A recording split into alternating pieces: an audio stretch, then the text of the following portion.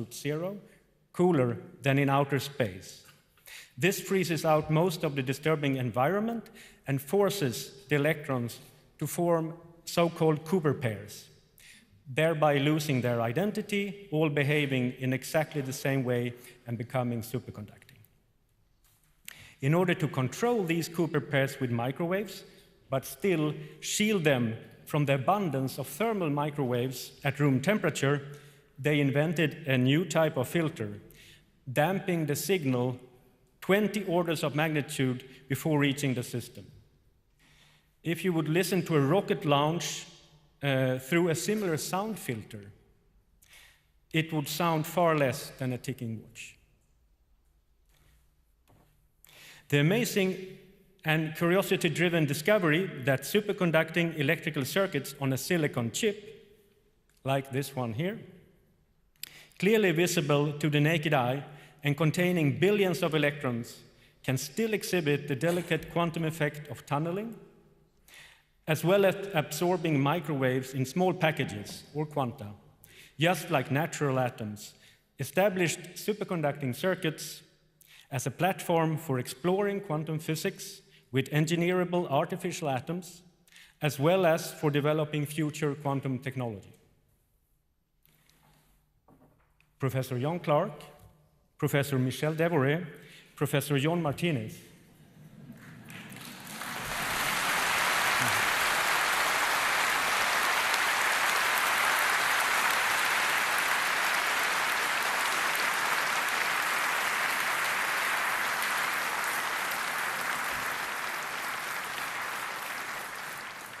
You have been awarded the 2025 Nobel Prize in Physics for the discovery of macroscopic quantum mechanical tunneling and energy quantization in an electric circuit.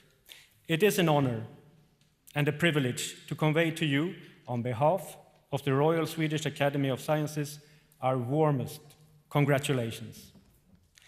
I now ask you to step forward to receive your Nobel Prizes from the hands of His Majesty the King.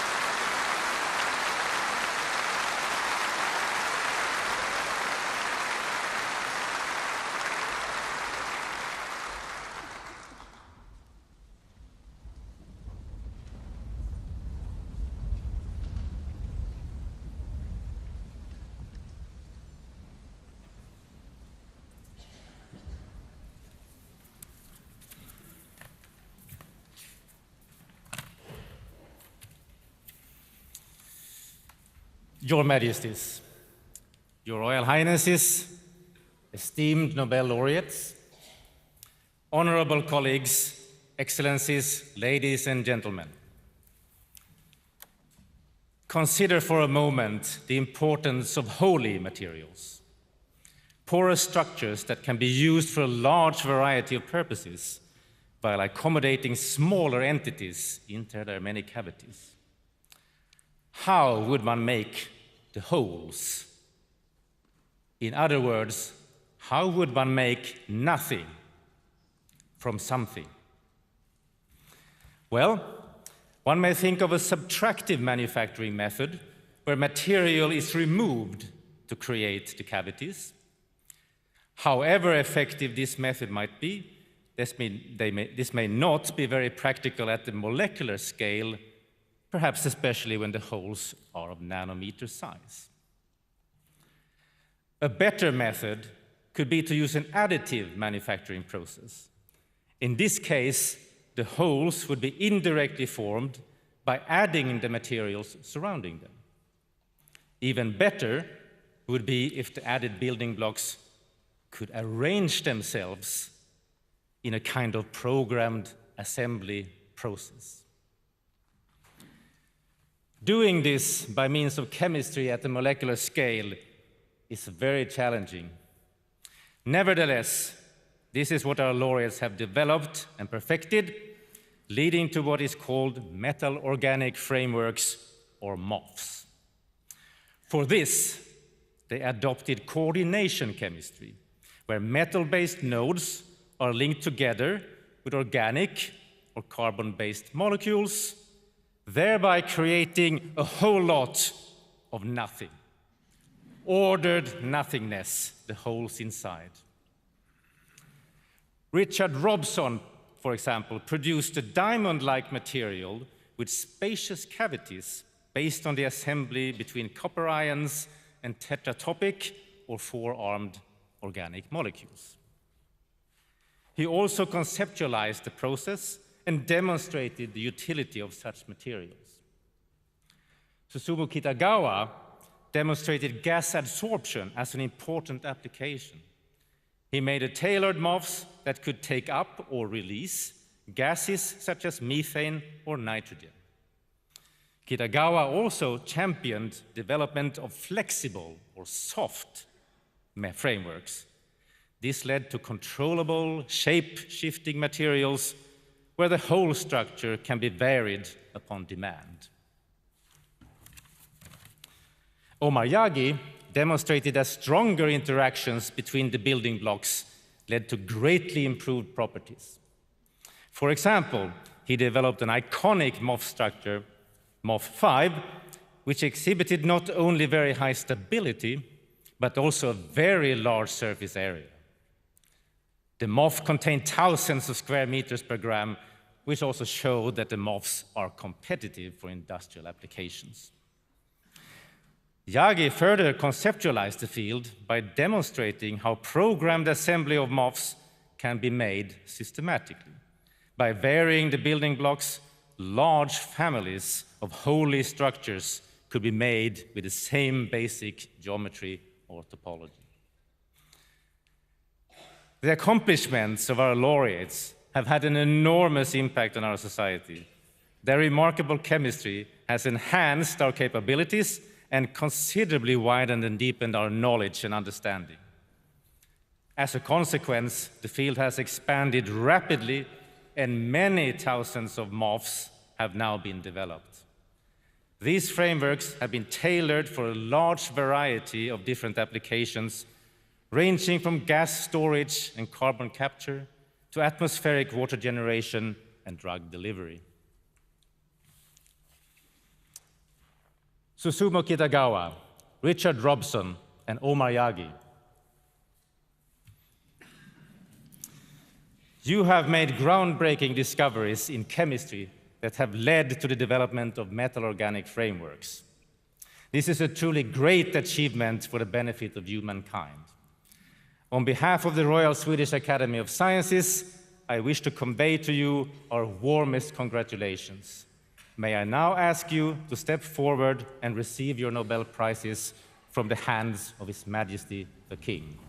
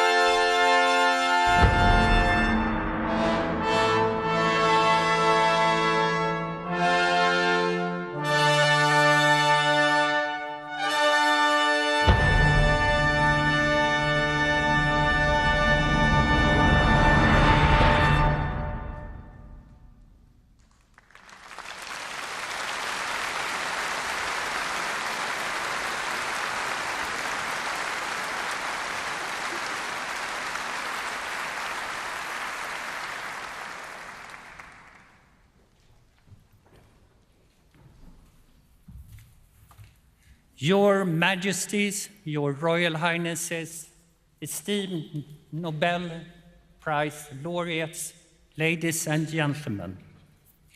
This year's Nobel Prize in Physiology or Medicine honors discoveries that explain how our immune system is agile, adaptable, and skillful in defending us against invading microorganisms, while usually preventing collateral damage to our own tissues in this process.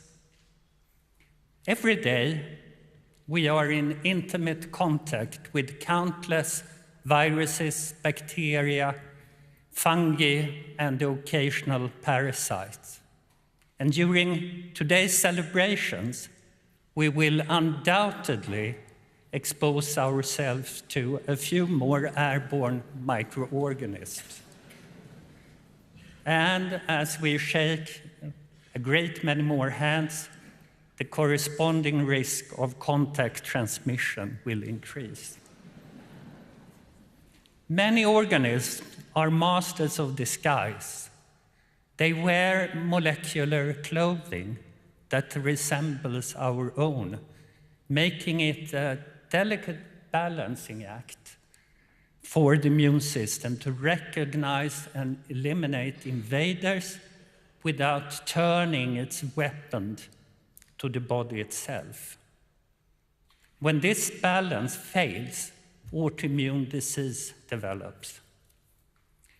To prevent such friendly fire, certain immune cells undergo a rigorous education in an organ called the thymus, known in Swedish as brässen, located in our chest. It is also, as it happens, it's also a culinary delicacy. So if we're lucky, there is a small chance that it may even appear on the menu this evening. Professor Shimon Sakaguchi became intrigued by a curious observation. Newborn mice whose thymi are removed just 3 days after birth develop severe autoimmune disease. He set out to identify which cells went missing when the thymus was gone. After years of meticulous work, he discovered a subset of cells marked by CD4 and CD25 that prevented autoimmunity. Around the same time, Dr. Mary Brankov and Dr. Fred Ramstell were investigating a peculiar mouse known as the scurfy mouse, so named for its flaky skin and widespread inflammation. This mouse has first appeared, of all places, in a large breeding colony during the Manhattan Project in the 1940s. Only males were affected by autoimmunity, hinting that the gene lay on the X chromosome. Narrowing down the culprit to a small region on the X chromosome with 20 genes, Drs. Brankov and Ramstell embarked on the painstaking journey of sequencing one gene after the other. The final gene at the bottom of the list turned out to be the key, FOXP3.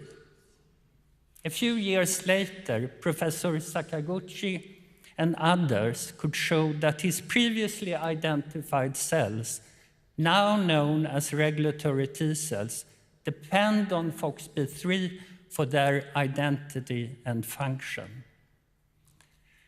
These regulatory T cells keep our immune system in balance, preventing autoimmunity while ensuring that immune responses against infection remain strong, but not excessive. Unfortunately, tumors have also learned this lesson too well, often surrounding themselves with regulatory T cells to evade the body's immune attacks.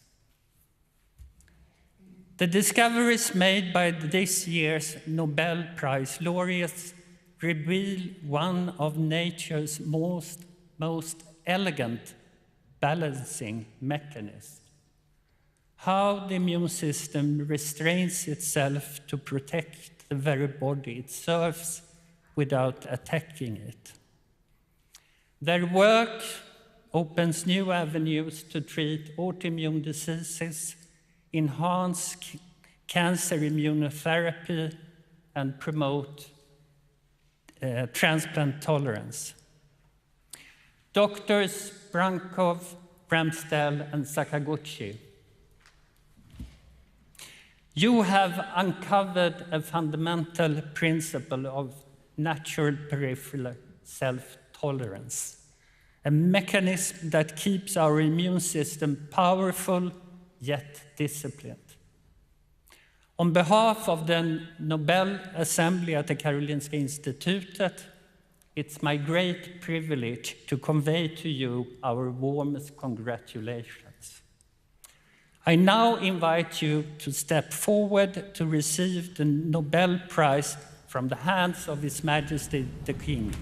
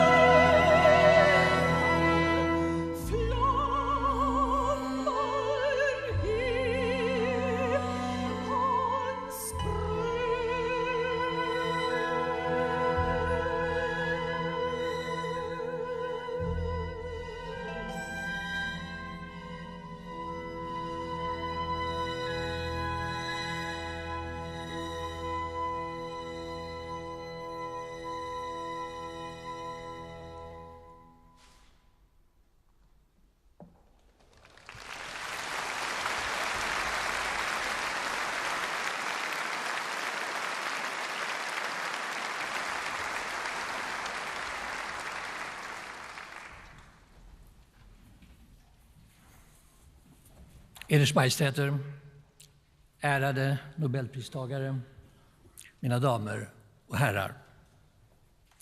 Med årets litteraturpris till den ungerske författaren Laszlo Krasznahorkai belönas en sällsam urkraft i samtidens litteratur.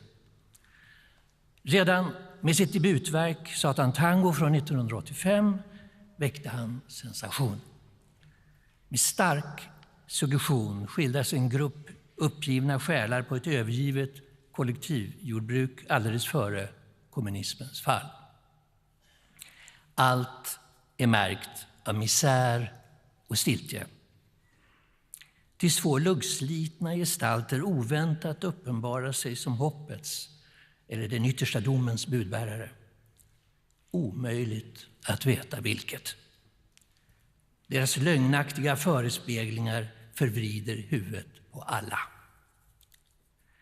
Det apokalyptiska temat skruvas upp ytterligare i Krasznahorkais andra stora roman Motståndets melankoli, som utspelas i en liten stad i en dalgång i Karpaterna. Olycksbådande tecken visar sig överallt, mest påtagligt när en spöklik cirkus rullar in med en uppstoppad jätteval som huvudattraktion. Spektaklet sätter extrema krafter i rörelse med våld och vandalism som följd. Den brutala kampen mellan ordning och oordning gestaltas mästerligt i mardrömslika scener där ingen går fri från terrorns verkningar. I sitt följande författarskap vidareutvecklar Krasznahorkai sin existentiellt lodande epik rotad i en centraleuropeisk tradition av absurd svärta och burlesk humor från Franz Kafka till Thomas Bernhard.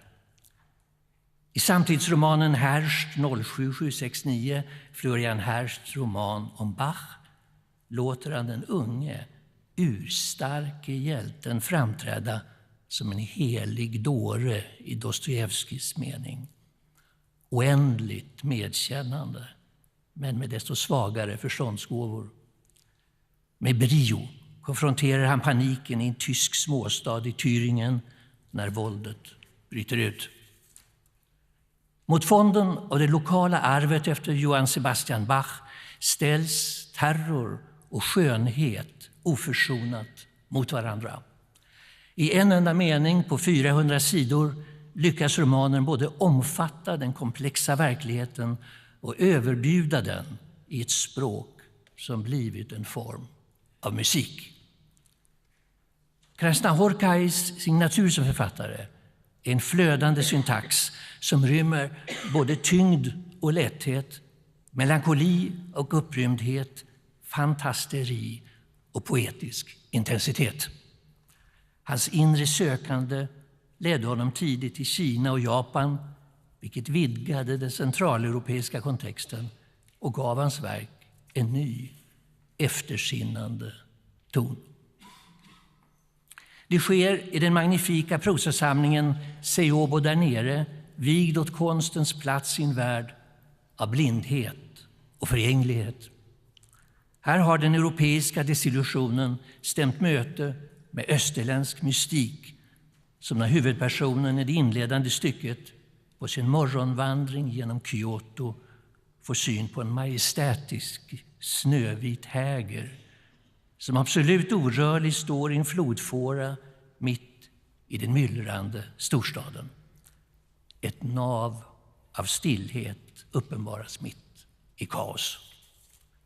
Lika oväntat men mindre kontemplativt kommer insikten hos en simultantolk på besök i Shanghai i en av berättelserna i Världens gång från 2013. Redlöst berusad lyckas mannen efter en lång dag förirra sig i det spektakulära trafikinfernot 9 drakar. Det liknar en modern variant av myten av Tesev som stängs inne i den labyrint där monstret är fånge.